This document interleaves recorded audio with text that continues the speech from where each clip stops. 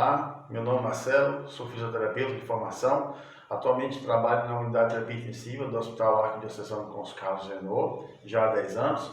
Há 8 anos estou na coordenação técnica de fisioterapia intensiva e no setor de ventilação mecânica.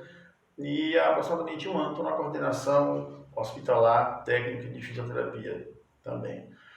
Sou professor, trabalho no curso de medicina da Unifeb, no município de Brusque.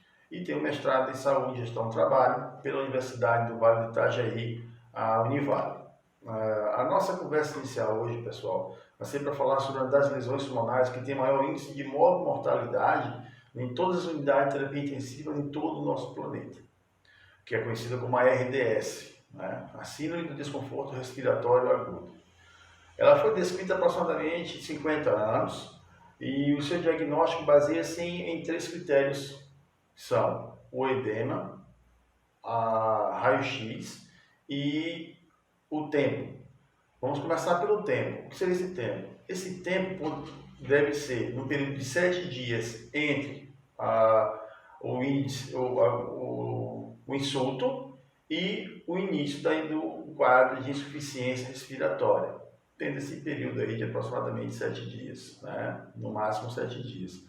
O segundo critério é o raio-x, um raio-x de tórax no qual apresente opacidade bilateral.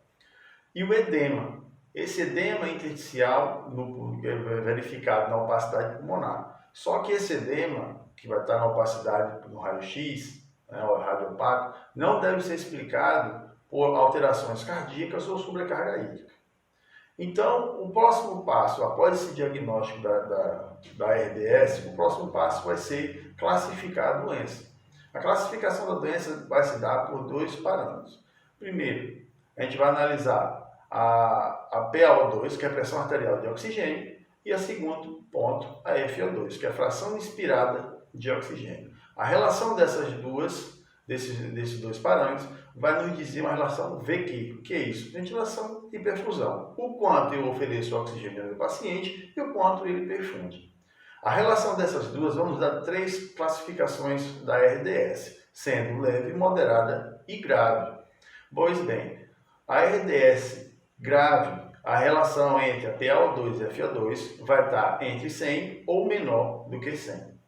A relação entre a PaO2 e a FO2 vai estar entre 100 e 200 milímetros de mercúrio, aí sendo uma RDS moderada.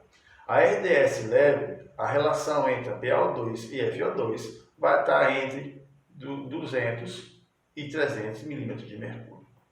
Pronto, já identificamos os critérios para a doença, para a lesão pulmonar, já classificamos. E o próximo passo é a ventilação mecânica, que seria qual estratégia ventilatória a ser utilizada, qual abordagem ventilatória, os critérios vamos utilizar para trabalhar com esse tipo de paciente. Mas por que eu estou falando isso, pessoal? Porque hoje nós estamos vivendo uma pandemia pelo SARS-CoV, ou Covid-19, no qual também evolui-se para uma lesão pulmonar grave, como a RDS.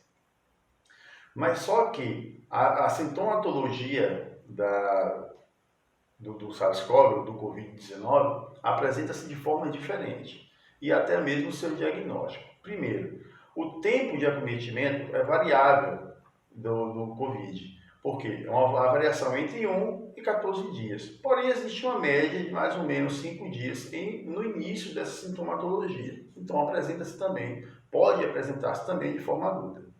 Só que em 80% desses casos, a sintomatologia que vem com tosse, febre e a dispneia pode apresentar-se leve, em cerca de 80%. E nas alterações, nas sintomatologias que apresentam-se muito graves, tem uma variação entre 5% e 10%, sendo que aproximadamente 13% a 14% dessas pessoas evoluem para o óbito. Tá. Próxima coisa é o diagnóstico também de imagem. Na RDS, nós utilizamos o raio-x.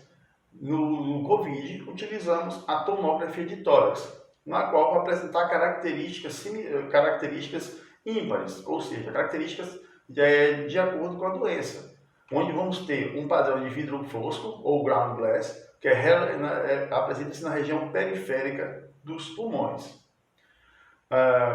Junto a isso, quais são os outros critérios que utilizam? É o laboratório, os exames laboratoriais, que a gente vai utilizar as imunoglobulina, que é o IgG e o IgM, e o RT-PCR, que é a polimerase transcriptase reversa. São esses exames laboratoriais que vão utilizar para ter o diagnóstico do Covid-19.